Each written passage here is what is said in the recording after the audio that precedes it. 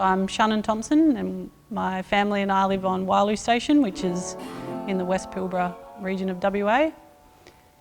We run drought master cattle here along the Ashburton River. It's a very harsh environment. 6 months of the year you wouldn't want to live anywhere else, and the other 6 months you question why you live here every day, but definitely it's a unique part of the world, and I think once you've been here it's really hard to escape. It just gets in your blood. I grew up in the area.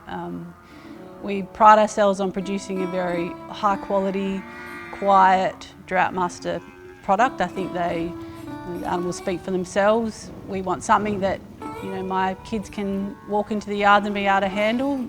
So temperament is key, but obviously we want an animal that can tap into that domestic market as well. So pen came along at a really crucial time for us. We have had a run of dry seasons at Wyloo, and we knew we could do things differently by our landscape and our animals, and this opportunity came up with pen.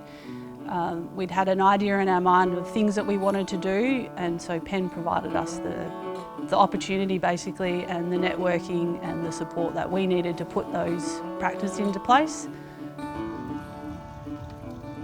So we chose to do control mate our heifers through a rest-based grazing system.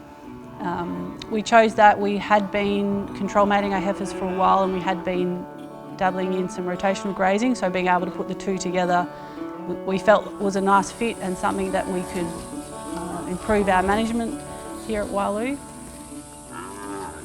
So yeah, control mating our heifers gives us choices basically, so we can make better decisions throughout the year as the season progresses. So having those animals managed separately from our main herd allowed us to be able to reduce our grazing pressure if we needed to.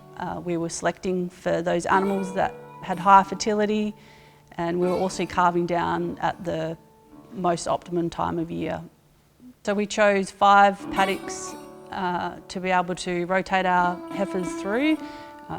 We had to do some water and fencing upgrades to be able to achieve that, but they were moved on more of a time-based,